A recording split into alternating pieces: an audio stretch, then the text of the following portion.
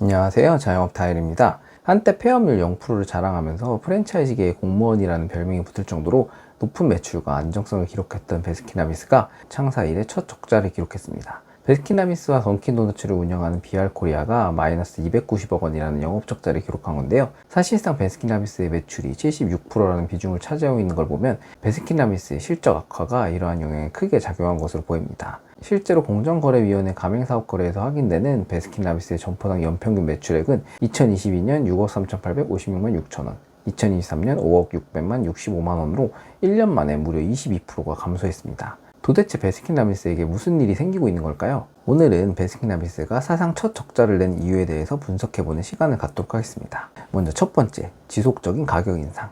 예전에는 그래도 저렴하게 먹을 수 있었던 베스킨라빈스였는데 지속적으로 가격을 인상해서 이제는 정말 가격이 너무 비싸졌다는 평가가 지배적입니다.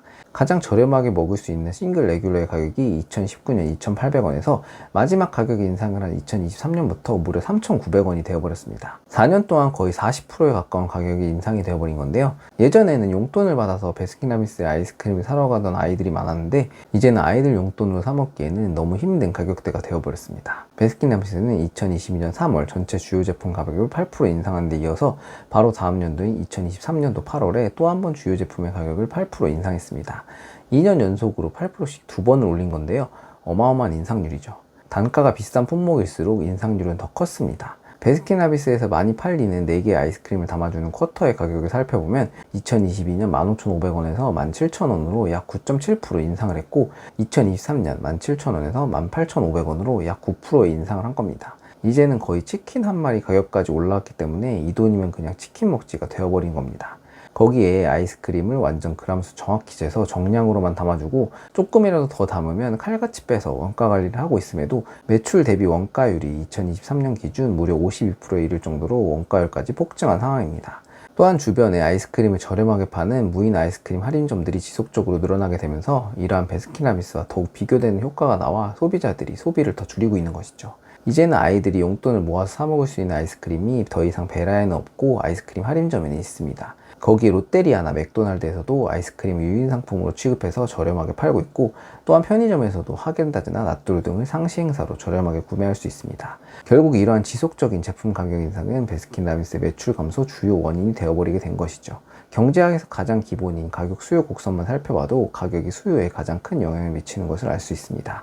이제는 파인트 하나 사 먹으려고 해도 돈 10,000원은 깨지게 되니 소비자들이 손이 안 나가는 겁니다. 거기에 몇 년 사이에 당이 몸에 안 좋다는 이슈로 제로 아이템이 유행하면서 소비자들이 아이스크림이 건강에 안 좋다는 인식이 생긴 것도 이러한 매출 감소에 영향을 끼치게 된 거죠. 그리고 두 번째, 베스킨 대체제들의 등장.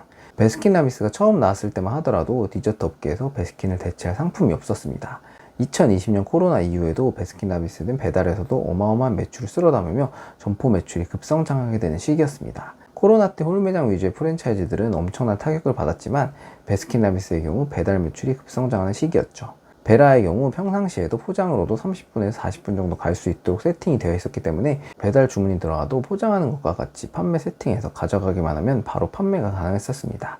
조리 과정이 필요 없고 아이스크림을 통해서 담기만 하면 되기 때문에 배달에 최적화된 상품이었기 때문이었죠. 하지만 2023년 디저트계에 혜성같이 등장한 탕후루 열풍이 시작되면서 베스킨의 매출에도 타격을 입은 것으로 보입니다. 특히 아이스크림 성수기 여름철인 작년 7월에 탕후루 열풍이 불면서 탕후루 가게들의 매출이 폭증했고 이러한 영향이 베스킨 매출에 영향을 준 것으로 보입니다. 디저트 전체 소비 파이는 정해져 있는데 이러한 파이를 탕후루에서 일정 부분 가져가다 보니 매출에 타격을 입을 수밖에 없었던 거죠. 거기에 경기 불황으로 소비자들이 지출을 줄이면서 필수로 지출하지 않아도 되는 아이스크림 등의 디저트 비용을 줄이기 시작했고 객단가가 높은 아이스크림인 베스킨라빈스 대신 상대적으로 가격이 저렴한 아이스크림 할인점이나 편의점에서 빙과류를 구매한 것입니다. 실제로 빙과류 매출은 지속적으로 줄어들다가 코로나가 본격화된 2021년부터 반등하기 시작해서 2023년까지 쭉 상승한 것을 확인할 수가 있죠. 그리고 작년부터 갑자기 요아정이라는 요거트 아이스크림 브랜드가 나타나게 되면서 베스킨라빈스가 가지고 있던 배달 디저트 1위 왕자의 자리까지 위협하기 시작한 겁니다. 그 전까지는 아이스크림 시장에서 거의 독점적인 지위를 유지하고 있던 베라였는데 갑자기 생각지도 않은 경쟁자가 등장한 것이죠. 처음에는 이게 뭐 얼마나 가겠어라고 생각했지만 SNS와 여러 인플루언서들이 요아정 관련해서 먹방이나 본인만의 토핑법으로 유튜브와 인스타 등을 통해 콘텐츠로 다루게 되면서 관심도가 급격히 올라가게 되어 거의 열풍에 이를 정도로 요아정 매출이 급성장하게 되었습니다. 거기에 베스킨라빈스 아이스크림 판매 랭킹을 살펴보면 출시된 지 20년이 된 엄마는 외계인, 아몬드 봉봉이 아직도 1, 2위를 차지하고 있을 만큼 예전에 먹던 맛들이 아직도 주력으로 팔리고 있고, 새로운 수요를 이끌어낼 신제품들의 성적이 신통치 않으면서 기존의 고객들도 이제는 질려서 더 이상 소비를 하지 않고 있는 상황입니다. 10년 전만 하더라도 아이스크림은 무조건 베스킨라빈스라는 공식이 있었는데, 최근에는 설빙이나 빙수 같은 카페, 그리고 수없이 많은 무인 아이스크림 할인점, 요거트 아이스크림 등 수많은 매장에서 아이스크림과 그의 대체제를 취급하고 있습니다. 베스킨라빈스가 독점하던 시대가 저물어가는 거죠. 그렇다고 베스킨라빈스가 아이스크림의 퀄리티를 엄청나게 끌어올렸다든지 아니면 대박이 난 신제품이 있는 것도 아니기 때문에 이제 더 이상 예전에 인기 있었던 베스킨라빈스의 아이스크림만으로는 손님들의 발길을 끌기가 어려워져 버린 겁니다. 그리고 세 번째, 주 수요층 인구 절벽. 베스킨라빈스의 주요 소비층을 살펴보면 아이스크림이 주 매출이기 때문에 어린 유아에서부터 초중고, 넓게는 대학생까지의 젊은 층까지가 가장 높은 수요를 가지고 있습니다. 하지만 이러한 주 수요층인 어린 나이인 인구들의 숫자가 계속해서 감소되고 있습니다. 우리나라의 경기가 급격하게 안 좋아진 1997년 IMF 시절에 후폭풍이 밀려오면서 출산율 감소가 본격화되기 시작한 건데요. 우리나라 저출산 문제가 해가 지나면 지날수록 나아지기는커녕 더욱 심각해지고 있습니다. 여성 한 명이 평생 낳을 것으로 예상되는 합계 출산율은 2018년도 한 명 아래로 내려온 뒤 2022년에는 0.78명을 기록했고 2023년 2분기에는 0.7명까지 추락했습니다. 예전에는 초등학교 한 반에 40명은 기본이었지만 이제는 20명도 안 되는 수준이고 반도 4, 5개밖에 없는 게 현실입니다. 지속적으로 출산율이 떨어져 지난해 4분기 출산율은 무려 0.65명까지 떨어진 상황입니다. 이러한 출산율의 감소는 결국 이러한 베스킨의 주 소비 타겟층인 학령 인구와 젊은 인구들의 감소로 이어져 현재 이러한 베스킨의 매출 감소에 영향을 미치고 있는 것입니다.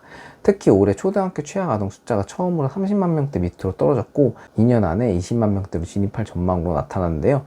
앞으로 출산율이 반등한다 하더라도 향후 10년간은 우리나라의 청소년 인구 숫자는 우리나라가 생긴 이래로 가장 적은 숫자를 기록할 것이기 때문에 이러한 소비층의 주력인 아이스크림 업계에서는 타격을 받지 않을 수가 없게 된 것이죠. 거기에 베라의 효자 상품이었던 아이스크림 케이크의 경우도 예전처럼 가족이 모여 사는 게 아닌 혼자 사는 1인 가구들의 급증으로 인해 판매량이 예전 같지 않다고 합니다. 베라를 운영했던 점주님의 말씀을 들어보면 예전에는 크리스마스 이브에 냉동 탑차를 빌려서 케이크를 쌓아놓고 판매할 정도로 하루에 300~400개씩 팔린 만큼 판매량이 높았는데 코로나 이후로 이러한 케이크 판매량도 곤두박질 쳤다고 합니다.